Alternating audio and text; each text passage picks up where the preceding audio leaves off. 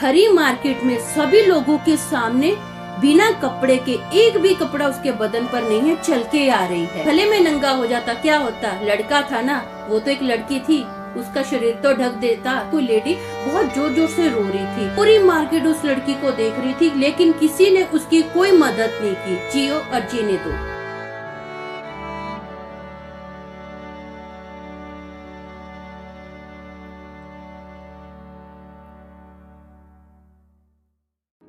अपनी खुशियों को दूसरों में ढूंढने वाला हमेशा ठोकर खाता है।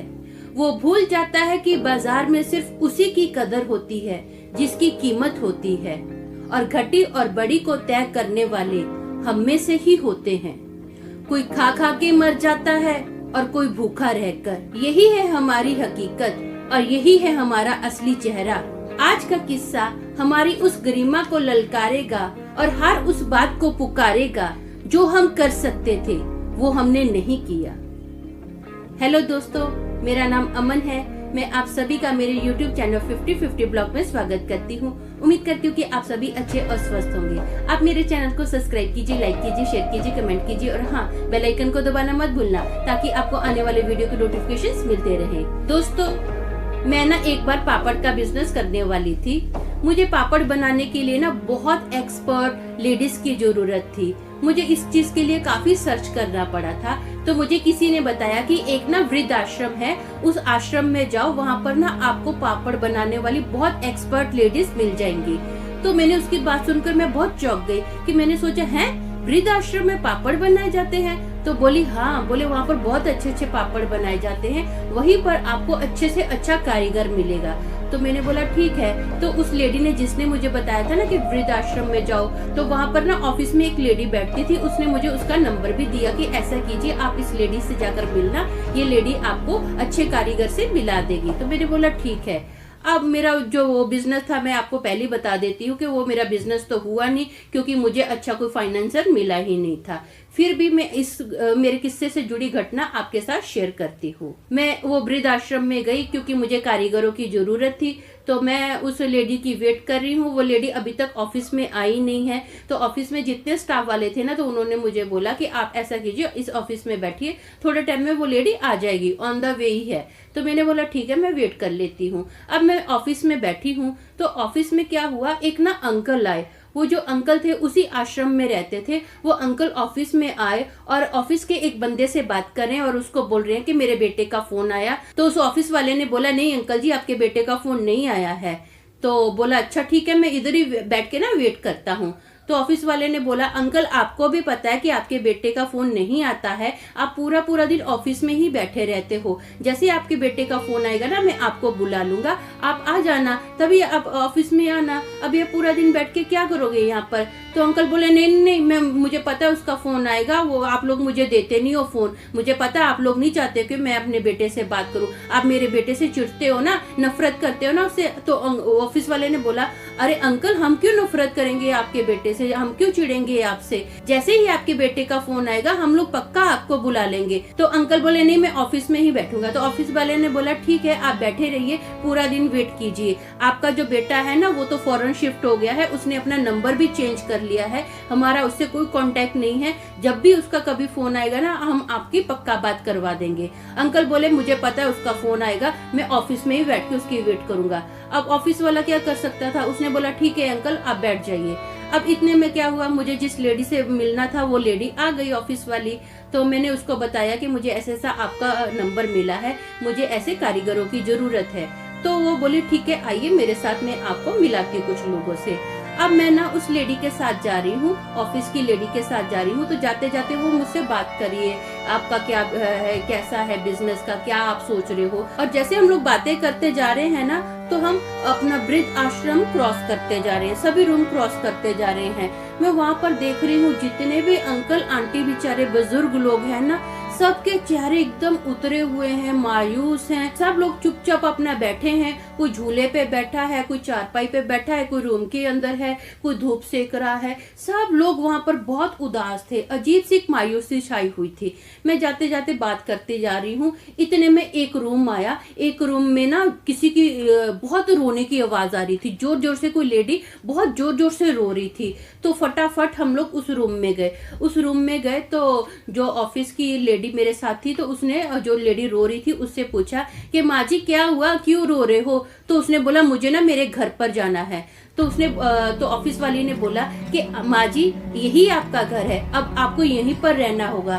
तो आंटी बोलते नहीं नहीं नहीं, मुझे मेरे घर जाना है, मुझे यहाँ पर नहीं मरना है, मुझे मेरे घर में ही मरना है।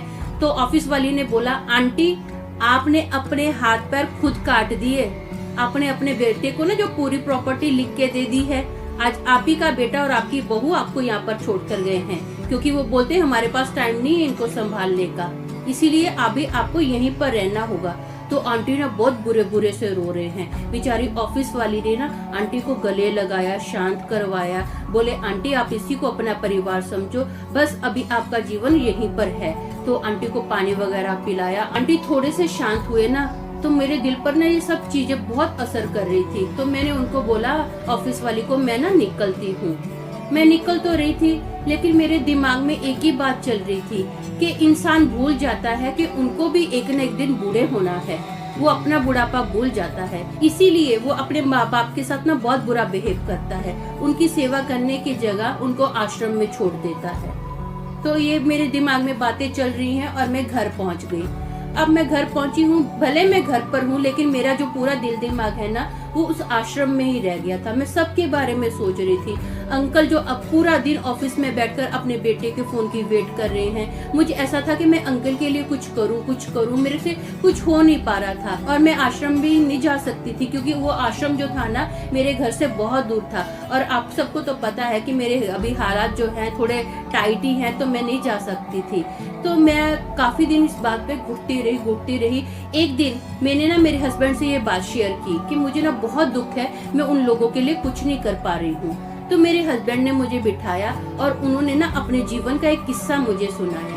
उन्होंने बताया कि एक बार ना मैं मेरे डैडी के साथ ग्रैंड ट्रंक गया। उस टाइम पर मेरे हस्बैंड की उम्र होगी 14 या 15 साल की। वो वहाँ पर क्या कर रहे थे, उस टाइम पर जो कैसेट्स आती थी, मूवीज की कैसेट्स आती थी, तो वो ना मूवीज की कैसेट देख रहे थे। तो वहाँ से ना एक लड़की बिना कपड़े के, जवान लड़की बिना कपड़े के, उसके बदन पर एक भी कपड़ा नहीं था, बोले वो उनकी ओर चल के आ रही है। हरी मार्केट में सभी लोगों के सामने बिना कपड़े के, एक भी कपड़ा उसके बदन पर नहीं है, चल के आ रही है। हरी मार्केट में सभी लोगों के सामने बिना कपड़े के, एक भी कपड़ा उसके बदन पर नहीं है, चल के आ रही है। तो मेरे हस्बैंड ने मुझे बताया कि उसके चेहरे पर ना कोई भी एक्सप्रेशन नहीं था, एकदम उसका जो चेहरा था बस ऐसा लग रहा था कि जैसे वो दुनिया से तंग आ गई है, उसको इस दुनिया से कोई उम्मीद नहीं है, उसका चेहरा ऐसा लग रहा था। और वो चुपचाप मेरे हस्बैंड की ओर आ रही है। तो मेरे हस्बैंड को इतनी शर्म आई ना, उन्होंने अपना मुंह नीचे कर लिया और वो लड़की वहां से क्रॉस हो गई। मेरे हस्बैंड मन ही मन में सोच भी रहे थे कि मैं इसको ऐसा करता हूँ, अपनी शर्ट उतार कर दे देता हूँ। फिर मेरे हस्बैंड ने सोचा कि मैंने अगर इसको अपनी शर्ट दे दी तो फिर मेरे बदन पर तो कोई कपड़ा नहीं रहेगा, मैं तो नंगा हो जाऊंगा। और साथ ही साथ मेरे हस्बैंड के मन में ये भी बात आ रही थी कि चलो मैं इसको शर्ट तो दे दूंगा, मैं इसको पालूंगा कैसे, मैं इसको रखूंगा कहाँ, मैं इसको खिलाऊंगा क्या, मैं तो खुद बच्चा हूँ, मैं तो अपने खुद मम्मी डैडी पे डिपेंड हूँ। और उनके पापा भी उनके पास थे, उनके पापा ने भी कुछ नहीं किया। और वो लड़की ना मेरे हस्बैंड के पास से चुपचाप निकल गई। पूरी मार्केट उस लड़की को देख रही थी, लेकिन किसी ने उसकी कोई मदद नहीं की, बस लड़की चुपचाप चलते ही जा रही है। और मेरे हस्बैंड को ना ये बात आज तक सताती है कि काश मैं उस टाइम पर उसकी कोई मदद कर पाता। हमेशा उनको इस बात का गिल्ट रहता है कि काश यार मैं उसकी कोई मदद कर पाता। सिर्फ उनके मन में एक ही आंसर आता है, काश। मेरे हस्बैंड मुझे बताते हैं कि काश मैं उस टाइम पर उसकी कोई मदद कर पाता, भले मैं नंगा हो जाता, क्या होता, लड़का था ना, वो तो एक लड़की थी, उसका शरीर तो ढक देता।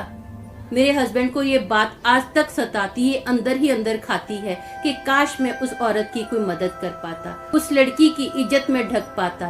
भले पूरी दुनिया देख रही थी, पूरी मार्केट देख रही थी, मैं तो कुछ करता, लेकिन वो टाइम तो अभी हाथ से गया। मेरे हस्बैंड ने बोला हमें क्या करना चाहिए, हम जिस हालात में है अगर कुछ कर सकते हैं तो जरूर करना चाहिए, मेरे हस्बैंड ने मुझे बोला, वरना इस दुनिया में बहुत सारे गम हैं, बहुत तकलीफें हैं, किस किस की मदद करेंगे।